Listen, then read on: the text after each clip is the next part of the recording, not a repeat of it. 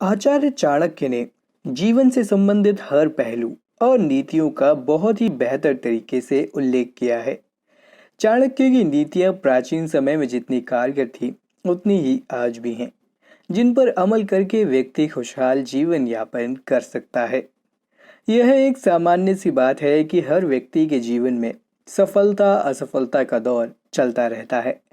लेकिन अगर आप आचार्य चाणक्य द्वारा बताए गए मंत्र और नीतियों का पालन करें या स्वयं में इन गुणों को पैदा करें तो आप अपनी असफलता को सफलता में बदल सकते हैं। आचार्य चाणक्य ने अपनी बेहद ही लोकप्रिय पुस्तक चाणक्य नीति में बहुत सी ऐसे बातें बताई हैं जिनका अगर सही नियम पूर्वक पालन किया जाए तो कोई भी व्यक्ति अपने जीवन में कभी भी असफलता का मुंह नहीं देखेगा। ऐसे ही कई कार्य इस तरह भी बताए गए हैं जिन्हें करने में व्यक्ति हिचकिचाता है, चाहे स्त्री हो या फिर पुरुष। जीवन में आगे बढ़ने के लिए कुछ कार्यों को बेरोक टोक और बेशर्मी से कर लेना चाहिए।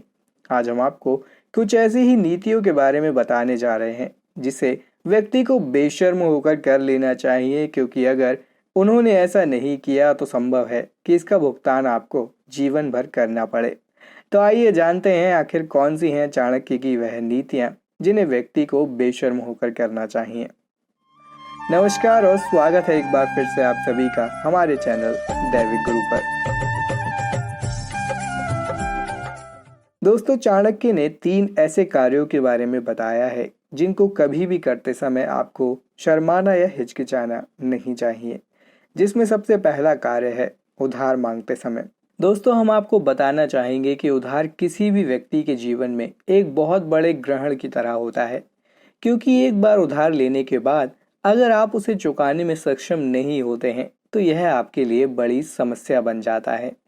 लेकिन जैसे कि चाणक्य की नीति में बताया गया है, अगर आपको धन की बेहद आवश्यकता है तो ऐसी स्थिति में आप किसी से उधार मांगने में बिल्कुल भी शर्म ना करें।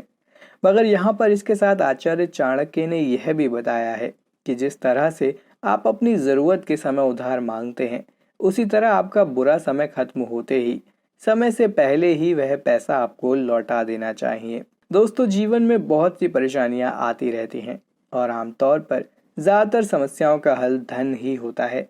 इसलिए यह भी बताया गया है कि यदि आप व्यापार आदि करते हैं तो आपको कभी भी धन मांगने में शर्म नहीं करनी चाहिए, नहीं तो आप अपने जीवन में तरक्की नहीं कर पाते। दोस्तों, अगली जो वस्तु है जिसे मांगने में आपको शर्म नहीं करनी चाहिए वह है शिक्षा प्राप्त करने में।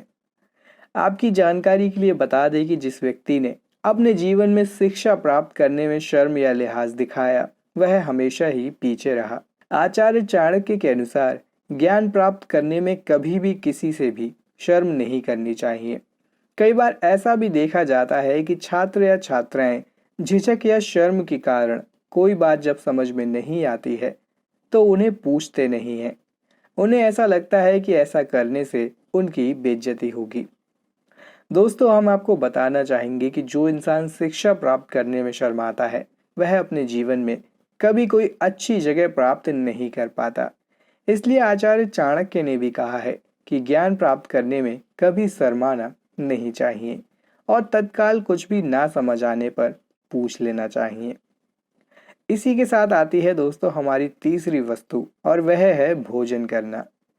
नीति शास्त्र के महान ज्ञाता आचार्य चाणक्य ने अपनी नीति ज्ञान में यह भी बताया है कि जो इंसान भोजन करते समय लिहाज करता है या शर्म करता है वो अपने संपूर्ण जीवन काल में कुछ बड़ा हासिल नहीं कर पाता।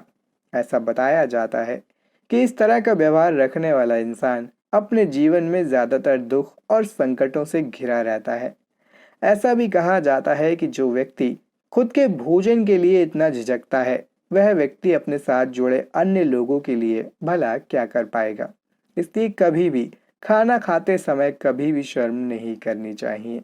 इस तरह से आचार्य चाणक्य ने अपनी पुस्तक नीति शास्त्र में हमें 3 ऐसे कार्यों के बारे में बताया है जिन्हें करने से पहले शर्माना या झिझकना नहीं चाहिए।